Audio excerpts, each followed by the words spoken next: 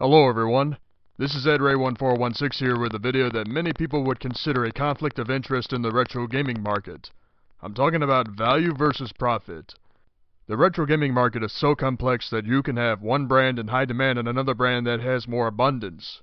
So yes, this video is going to be very difficult to explain, but I'm going to try and explain the difference between value and profit from a salesman's perspective.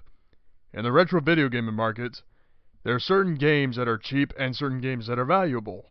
For example, if you buy a game for $20 and it's worth $20 or less, the game has value, but it's not profitable. However, if you buy a game for $5 and it's worth $10 to $15, you'll make a profit if you choose to sell. In a capitalist society, you can dictate the price of whatever you want, but if you price a game too high, customers will turn away. If you price a game too low, you make a sale, but don't make a profit. I have games that are valuable, but not profitable. What are the examples of valuable games? Donkey Kong 64, Super Mario 64, Yoshi's Island, Super Mario World, and The Legend of Zelda: A Link to the Past. Nintendo games, regardless of generation, have value. But what about the games that I have that are profitable?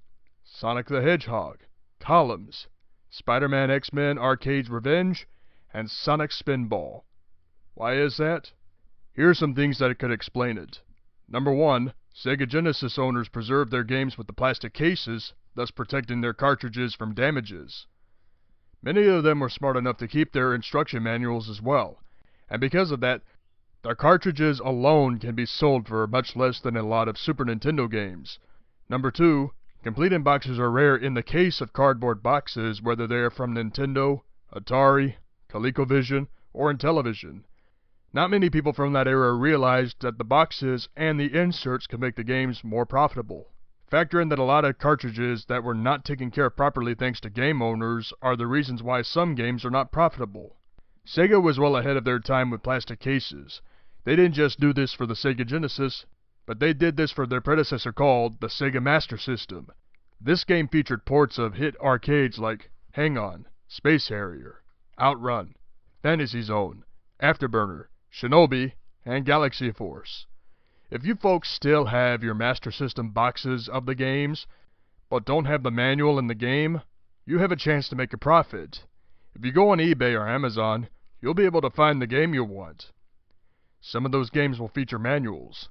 If you can get both for a bargain, you will make a profit. But if you cannot get the game and manual together, you can get the game for a bargain on eBay, then search for the manual on dkoldies.com. Some of those manuals cost $1.99.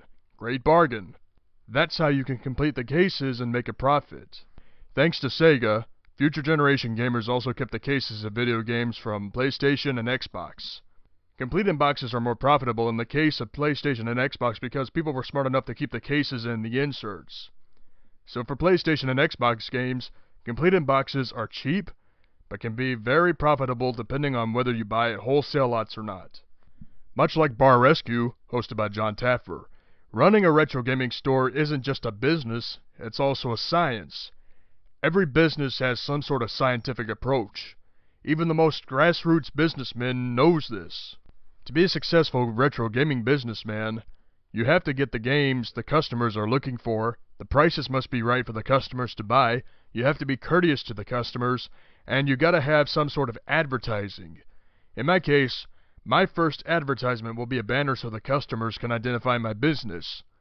If you want to make a profit, buy wholesale. I've learned from my mistakes early on and realized that there are a plethora of wholesale lots on the internet that I can get for less. You gotta do the math. Never mind buying a game for $20 or more. If you can find a good deal at a wholesale lot, you'll have it made. Remember the rule of thumb. Buy wholesale and sell retail.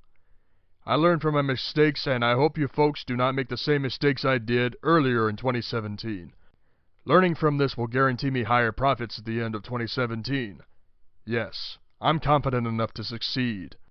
For Nintendo, the complete box games are very pricey due to the fact that the boxes can age and get damaged easily. For Sega games from the Master System and Genesis eras are perhaps most profitable for complete box games. Best to get them at wholesale as always. Before buying, get a calculator, put in the asking price, Divide that by the number of games in the lot. Then go on pricecharting.com, type in the value of each game. If the value of the lot is higher than the asking price, then buy it. That's profit right there. While value is important, profit is more important. It don't matter how much time you research before starting a business, you know where you will stand before you buy. Otherwise, you run the risk of losing money. Can you sell reproduction cartridges at your business? Well, it depends on whether the games are home-brewed or imports from Japan. I wouldn't do it because those games are usually for personal collections. If you think it will make you a profit, it's your call. I would rather sell authentic games.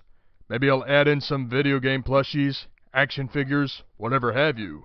Bottom line, folks, if you are going to get into the retro gaming business, take your time and research what generates a profit. It will benefit you more than just buying top dollar games. Anyway, I'm Edray, and I'm out of here.